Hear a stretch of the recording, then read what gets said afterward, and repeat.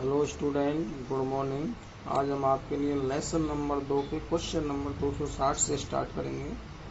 Question है, भारत पर अरबों के आक्रमण को संक्षेप में बताइए। यानी अरबों ने आक्रमण किस प्रकार किया। देखिए, सर्वप्रथम 636 ईस्वी में अरबों ने ठाणे, जो मुंबई के पास शहर है ठाणे, पर आक्रमण किया, परंतु उन्हें असफलता का मुंह देखना पड़ा, यानी असफल हुए। इसके बाद बड़वास, बड़ौच, गुजरात क्षेत्र तथा सिंध के डेवाल नामक बंदरगाह पर अरबों ने आक्रमण किया, परंतु इस बार भी उन्हें सफलता नहीं मिली। 712 ईस्वी में मोहम्मद बिन कासिम नामक अरब सेनापति ने सिंध पर आक्रमण किया। सिंधु नदी जो उत्तर भारत में है, सिंध नदी का सिंध क्षेत्र। सिंध के राजा दाहिर ने अरबों का वीरता पूर्वक मुकाबला किया, परंतु दाहिर लड़ता हुआ मारा गया। छोटा क्वेश्चन बन जाता है, 712 में मोहम्मद बिन कासिम और सिंध के राजा दाहिर के मध्य युद्ध हुआ था। अगला क्वेश्चन है, रजिया सुल्तान के बारे में बताइए। रजिया इल्तुतमिश की पुत्री थी। दिल्ली के सुल्तान इल्तुतमिश की पुत्री थी। 1236 ईस्वी में रजिया सुल्तान शासक बनी थी, या सुल्तान बनी थी। महत्वाकांक्षी तुर्क सरदारों ने रजिया का विरोध किया था, परंतु उसने उनकी अपेक्षा करते हुए पुरुषों के समान वस्त्र पहनकर शासन करना शुरू किया। पुरुषों के समान वस्त्र पहनकर शासन करना शुरू कर दिया। उपेक्षा कर दी, नजरअंदाज किया उन लोगों का, सरदारों को। उसने अबिसीनिया निवासी मलिक जमालुद्दीन याकूत को अमीर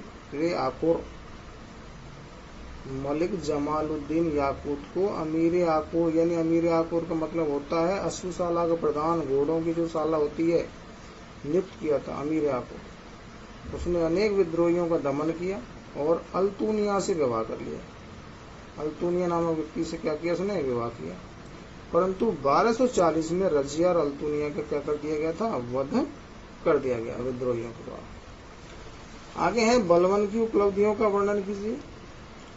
उलूग खां, जिसका प्रारंभिक नाम था उलूग खां बलवन का, इल्तुतमिश के चहलगानी यानी 40 नामक तुर्की दासों से संबंधित था। बलवन इल्तुतमिश के जो 40 दास थे उनमें से था ये, और 1265 ईस्वी में वह गद्दी पर बैठा दिल्ली के। इसकी उपलब्धियां निम्न हैं। इसने यानी बलवन ने मंगोलों का सामना करने के लिए एक सैन्य विभाग दीवाने आरिज को पुनर्गठित किया था। जिसको पुनर्गठित किया था, दीवाने आरिज। बलवन ने सिजदा तथा पावोस, जिसका मतलब होता है सम्राट के सम्मुख झुककर उसके पैरों को चूमना, ये प्रथा दरबार में शुरू की थी। किसने, बलवन ने। बलवन दिल्ली सल्तनत के प्रशासनिक ढांचे के निर्माताओं में प्रमुख था। उसने गुप्तचर व्यवस्था, न्याय व्यवस्था का पुनर्गठन किया। उसने ताज की प्रतिष्ठाओं में वृद्धि की, यानी शासन की जो गद्दी थी उसकी प्रतिष्ठा में वृद्धि की। अगला है, बलवन ने विद्रोहियों तथा शत्रुओं के दमन के लिए लौह रक्त की नीति अपनाई। कौन सी नीति अपनाई, लौह और रक्त की नीति। लौह रक्त की नीति क्या थी, जिसमें पुरुषों का वध कर दिया जाता था विद्रोहियों, और स्त्रियों और बच्चों को गुलाम बना लिया जाता। विद्रोही पुरुषों का वध करके उनके बच्चों और स्त्रियों को गुलाम बना लिया जाता। ये थी लौह रक्त की नीति। अगला है 5वां, बलवन ने चहलगानी नामक तुर्कों के दल का दमन किया था, तभी तो शासक बना था। इल्तुतमिश के दासों में से था ये भी, चहलगानी में। बाकी का इसने दमन करके और खुद शासक बन गया। अगला है, बलवन का राजत्व सिद्धांत प्रसिद्ध रहा है। राजस्व सिद्धांत का था, देखिए, उसकी मान्यता थी कि राजा पृथ्वी पर ईश्वर का प्रतिनिधि है। वह निरंकुश राजतंत्र का प्रबल समर्थक था। राजपद अत्यंत पवित्र और गौरवशाली होता है, अतः सुल्तान को उसी के अनुरूप आचरण करना चाहिए, यह कहा इसने बलवन ने।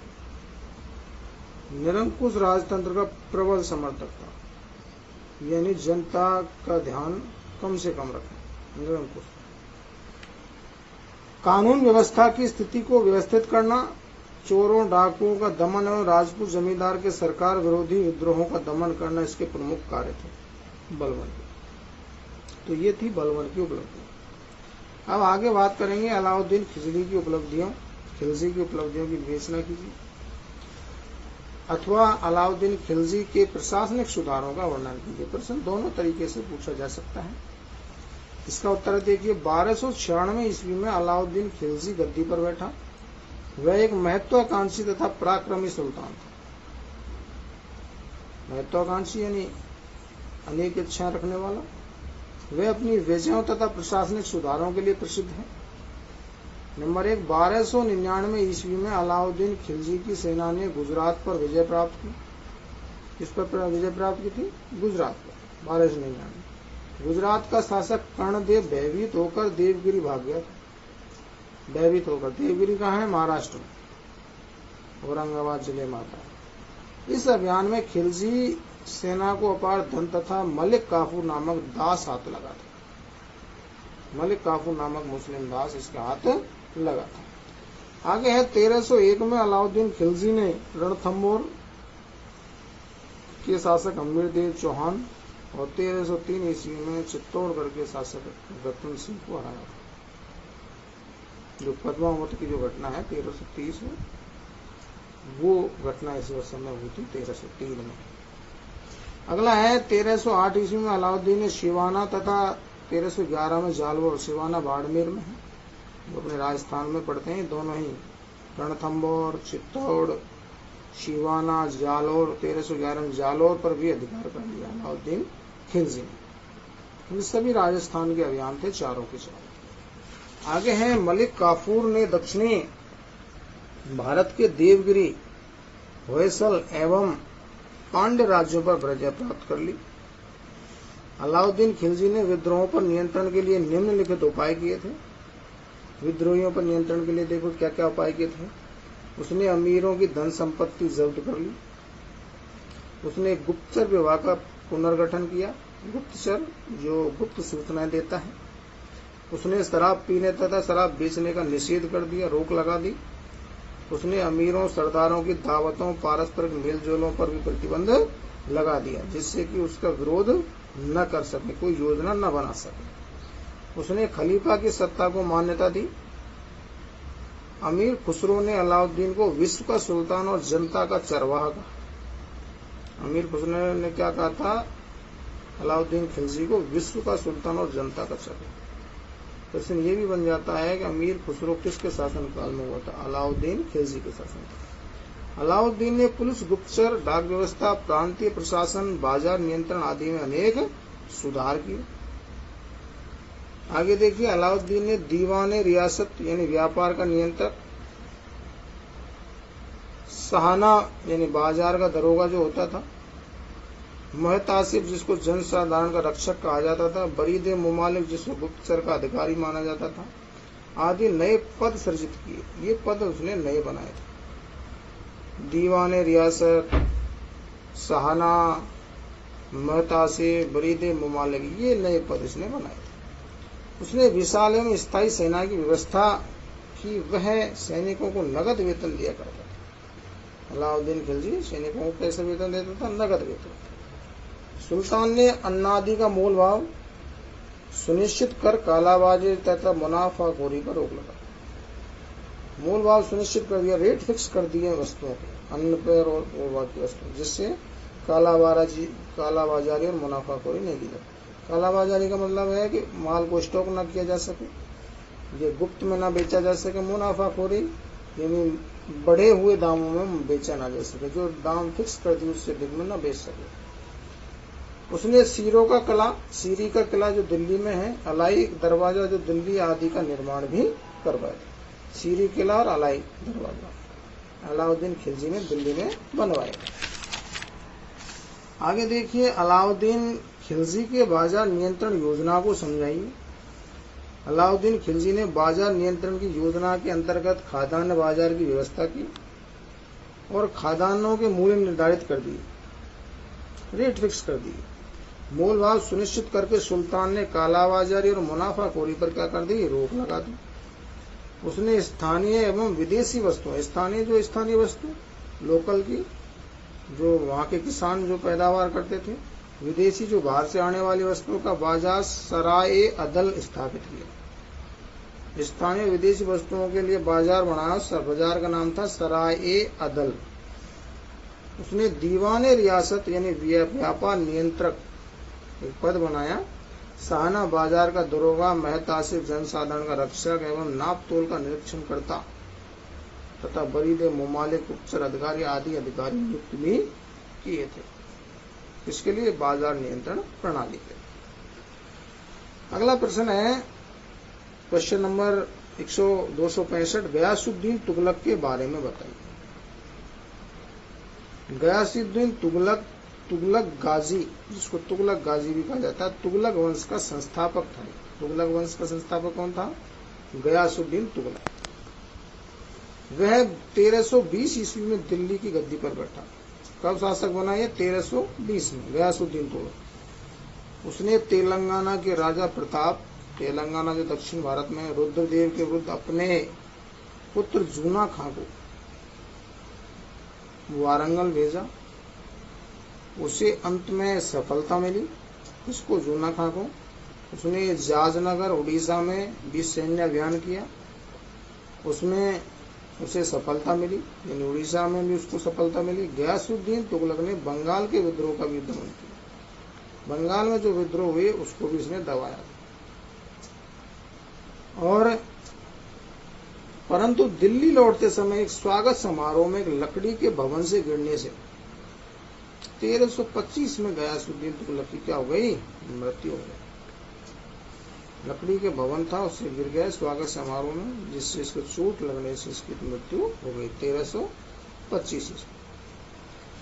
अगला प्रश्न है मोहम्मद तुगलक की 5 योजनाओं का वर्णन कीजिए।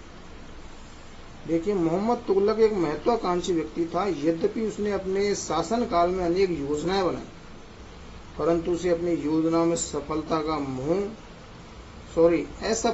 मुंह देखना पड़ा। यानी ज्यादातर योजना क्या हुई? असफल हुई। उसकी प्रमुख योजनाएं निम्नलिखित हैं। प्रश्न ऐसे भी आ जाता है मोहम्मद तुगलक की असफल 5 योजनाओं का वर्णन कीजिए। ये भी ध्यान रखना, प्रश्न की भाषा चेंज की जा सकती है। पहली जो योजना थी दोआब में कर वृद्धि। दोआब का मतलब है 2 नदियों के बीच की भूमि। दिल्ली के आसपास 2 नदियां कौन सी है? गंगा और यमुना। इनके मध्य के बीच की भूमि। देखिए, मोहम्मद तुगलक ने दोआब में करों में वृद्धि कर दी, परंतु दोआब यानी जो 2 नदियों के बीच की भूमि में भीषण अकाल पड़ने के बावजूद, भीषण अकाल पड़ा, इसके बावजूद भी राजस्व अधिकारियों ने कर वसूलने का कार्य जारी रखा। टैक्स लेना इसने जारी रखा, जो इसके राजस्व अधिकारी थे। सुल्तान ने सहायता कार्य बहुत देरी से किए, लोगों की सहायता बहुत लेट की। इस प्रकार वृद्धि की योजना क्या हो गई? असफल हो गई। राजधानी परिवर्तन जो 1327 में की। 1327 में मोहम्मद तुगलक ने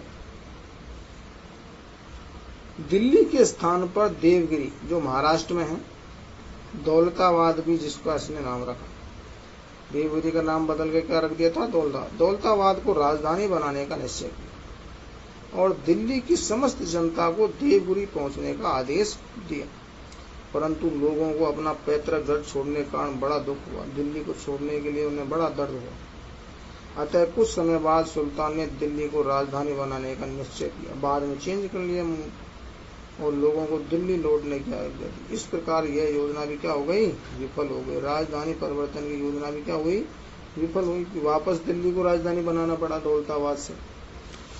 आगे है सांकेतिक मुद्रा का प्रचलन, जो 1330 ईस्वी में किया। 1330 ईस्वी में मोहम्मद तुगलक ने सोने और चांदी के सिक्कों के स्थान पर तांबे और कांसे के मिश्रित सांकेतिक सिक्के चलाए। सोने चांदी के सिक्कों की जगह कौन से चलाए? तांबे और कांसे के। परंतु लोगों ने जाली सिक्के बनाना शुरू कर दिए, तांबे और कांसे के। इससे व्यापार चौपट हो गया। व्यापार नष्ट होता चला जा रहा था और देश में अशांति तथा अव्यवस्था फैल गई। अतः सांकेतिक मुद्रा क्या करनी पड़ी, उसे बंद करनी पड़ी, तांबे और कांसे के सिक्के। चौथा है खुरासान विजय की योजना। खुरासान वर्तमान में ईरान में है। कहाँ है? ईरान का एक क्षेत्र है। अपने विदेशी अमीरों की सलाह पर मोहम्मद तुगलक ने खुरासान की विजय के लिए 3,70,000 सैनिकों की विशाल सेना तैयार की और उसे 1 वर्ष का अग्रिम वेतन भी दे दिया, सेना एडवांस वेतन। परंतु अनेक कारणों से यह योजना लागू नहीं हो पाई, यानी खुरासान की विजय नहीं हो पाई। अगला है 5वीं जो योजना थी, कराचिल पर आक्रमण। कराचिल जो वर्तमान में तुर्कमेनिस्तान देश में है। कौन से देश में है? तुर्कमेनिस्तान। मोहम्मद तुगलक ने खुसरो मलिक के नेतृत्व में 1,00,000 सैनिकों की सेना कराचिल पर आक्रमण करने के लिए भेजी, परंतु भीषण वर्षा, रसद की कमी यानी खाने के सामान की कमी के कारण सारी मुस्लिम सेना नष्ट हो गई। इब्न तूता ने अनुसार केवल 3 सैनिक जीवित दिल्ली लौट सके थे इस आक्रमण में। तो यह योजना भी इसकी विफल हुई। तो विद्यार्थियों, आज के लिए इतना ही। आगे के लिए हम आपको अगली वीडियो में बताएंगे। यहाँ तक किसी भी विद्यार्थी को समझने में कोई दिक्कत हुई हो तो कमेंट में जाके जरूर पूछें और चैनल को लाइक और सब्सक्राइब जरूर करें। थैंक यू, धन्यवाद।